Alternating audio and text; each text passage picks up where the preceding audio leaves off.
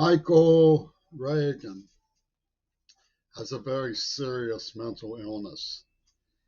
He and his late father both liked to pretend that I, as a juvenile, was a Satanist who invented sex.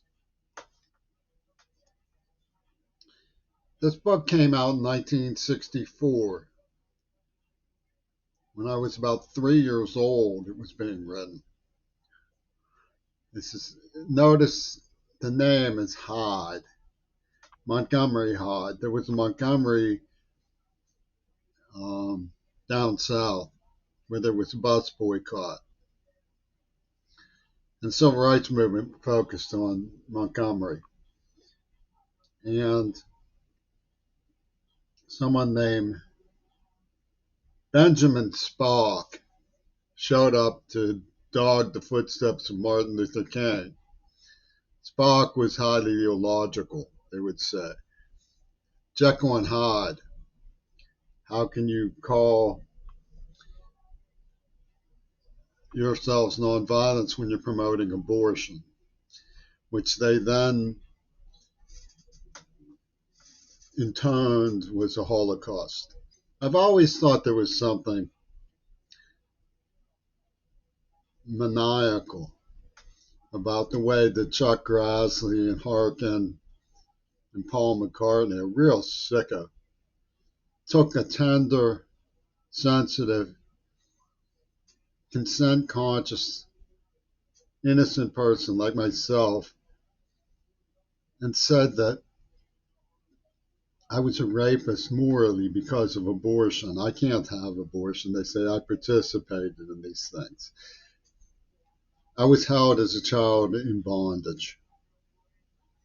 I was tortured, kidnapped.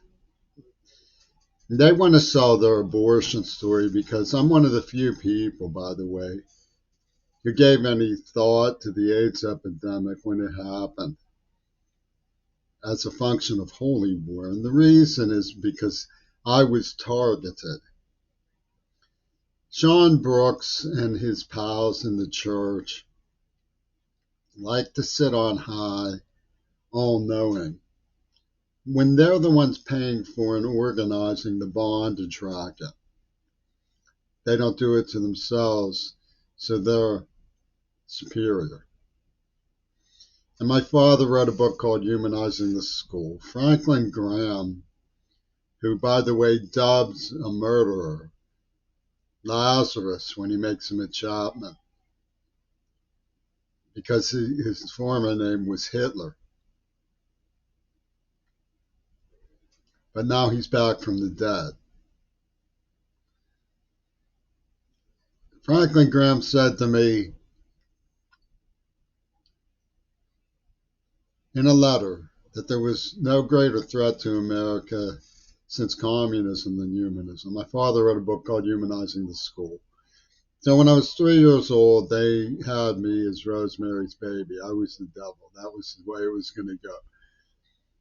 And they earmarked me, and they implanted a neuroplasm and sent me a script sunburst. And the way American laws look to me and the way that pornography looks to me is it's purposefully ugly, for one thing. It's very hard to get anything that's not revolting from those switchboards.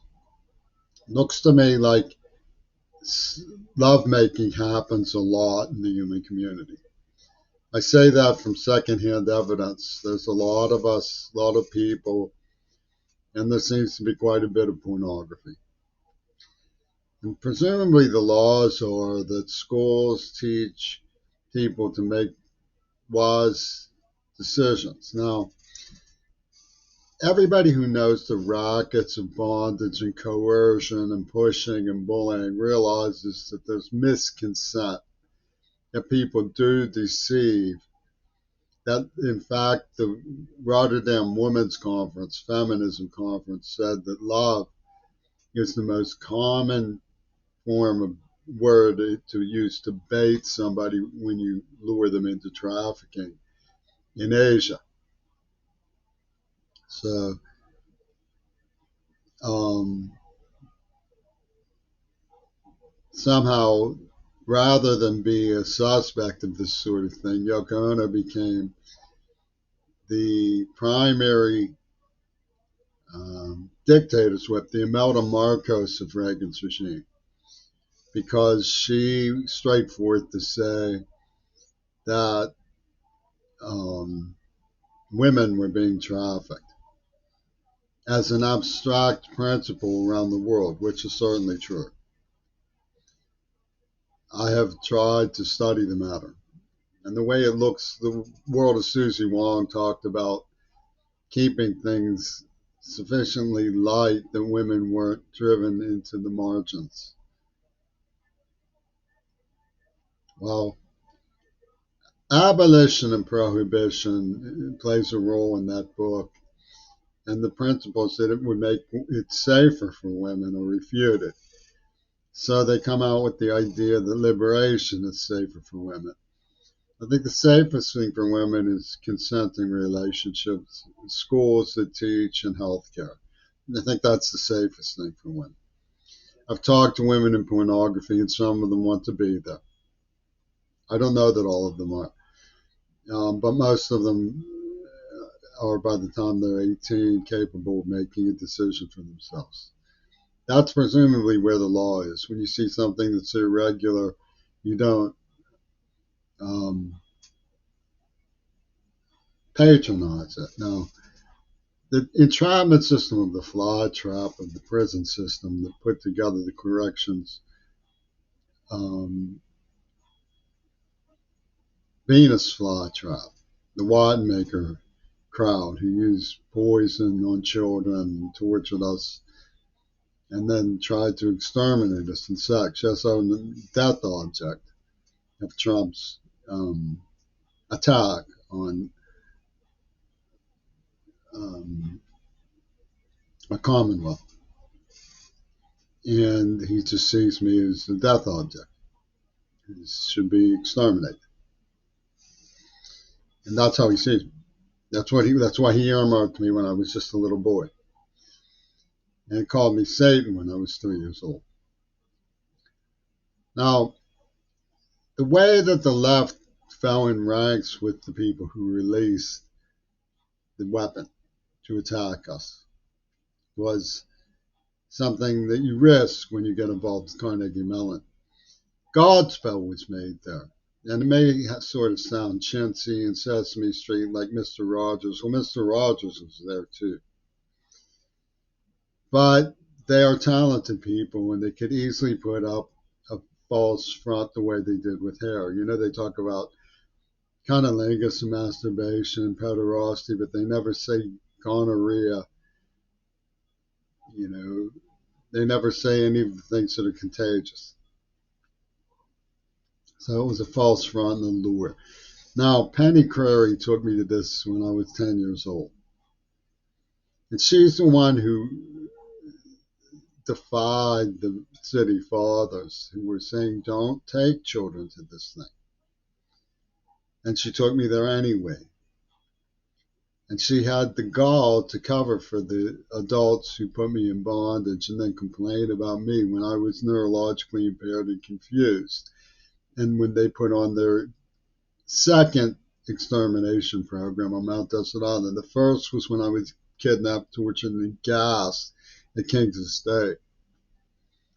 And it was all encrypted in our culture, mutual fish. You say Reagan was framed, and we'll say you were framed for rape or queer ball. And they have Gasper up in Capitol Hill because the dude who tortured me and gassed me was named Casper. It's all encrypted by these people. M stall, Les stall. The stall is spelled like Riefenstahl. But it means, you know, make enough time pass and nothing can be done about it. And we'll get the story too, after the story writes too. The way it looks to me legally is at 18 years old is like a line in the sand for the draft board. Consent to engage in pornography comes at the age of 18. You can argue that that shouldn't be the case. I know that David Bowie made protest songs in favor of children, using children. And his guitarist and Spiders from Mars, Mick Ronson, in my presence, violated the taboo against sexual gestures and offensive touching of children. And that's just a fact. And Peter Gabriel's lawyer for Hitler Reagan came demanding all of the memories of them bukkake me when I was 9 years old. He was saying, wear your inside out or we will fulfill your worst fears. These people are deviants. Trump, Peter Gabriel, Michael Reagan are severely depraved deviants. Now, the things that, I stand by what I consider beautiful by what's in my computer. I've seen some things I wouldn't if it was me in the industry publish. And I'm not interested in joining that industry. I enjoy dating girls. I can't believe they're insulting the integrity of my girlfriends the way they have. But some of those women were evidently undercover for hiring from them. The Pope Carl's Rhapsodies fell into my hands, and he talks about successive degradations of the X-motive. The persona is subjected to. And they have this horrible fetish about virginity. The initial encounter of the X-motive is tainted by the shadow of the adversary. Hollow for Holocaust. And they're the ones doing it. They're the ones doing it. And then they moralize and start releasing weapons. You think they're sincere? You're crazy. So you look at films like Warhol and Paul Morassi, like Dracula, and it's all this obsession with virginity. And they say that they wrote this script where John Lennon was the abortion in the womb that Jimmy Carrey didn't save. And so he reflects later at the second coming of Jesus that something stands before him in forgiveness because of this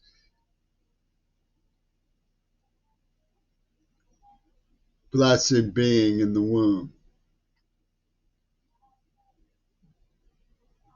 And John Lennon was behind it.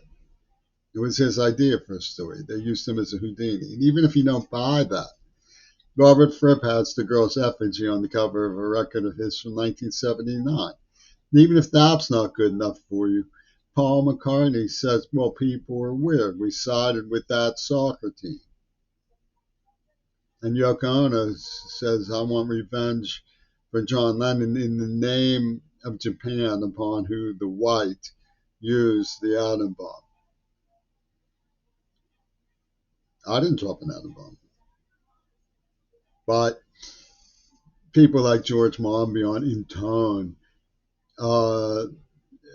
lonely deaf man looking at pornography can't be the walrus. He symbolizes the white suck, I guess is the way that he thinks of it. And the real issue now is climate change. Let me tell you some facts. The people who put this together, who hired the Neva Corporation actress, who pushed herself on me, who I couldn't shake off, and then started besmirching me, from Martin Edelman and Saul Brecker, who lived across the street from each other in Highland Park on Wellesley, with Oliver Gonzalez, besmirching me. The people who hired her were people who put out a song, not only cover songs from Yoko Ono, but Flame Over Africa, and were threatening to me, to my face, to build an atom bomb and blow up America. And Seattle sided with these people. They really did. Seattle Art Museum keeps craving the idea that there's good money in it.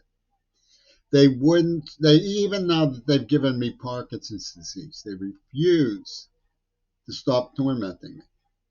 They demand Michael Raven's favorite scene. And guess what? These heroes of Seattle Green Party, these heroes of UW Dialectical, these heroines of the gay community are the people behind the atrocities in Gaza, the very same people who tortured me and drove me out of Pittsburgh were arrested in a $6 million museum heist at Carnegie Museum. And they control the Seattle clubhouse system. They control the nightmare from top to bottom. They Ripper murdered a girl claiming it was over the ethics of a penny with the support of people like Jay Inslee and Clint Eastwood. We're talking about genuinely devious criminals in media, which has been a proxy of the entire thing for years. I have told them and I have warned them for years. And to get even with my commitment to American journalism, they made me out to be an icon with the mark of the beast. And they subjected me to the hypnography of things that come from places like Tibetan Buddhism when I was growing up. It's an asinine fairy tale from the macabre branch of Genesis, that sicko band, justifying the insane treachery of oil corporations who refuse to do the decent thing and stop for the sake of the human race. They lured me here saying a place called Adwas, which means whatever it means. Aaron Dixon was the walrus or something. Would be safe for me. And then they poisoned me and castrated me after my girlfriend, my loved one, was raped in Pittsburgh. Over a virgin, a girl who was left a virgin. She was untouched. The Frippy Tune and Michael Johnson say, we can sense something, we're paranormal. And demanding Michael Reagan's favorite scene some more. And just like Rafa, where they said, go there, you'll be safe. You'll be safe. Come to Adwas, go to Rafa, you'll be safe.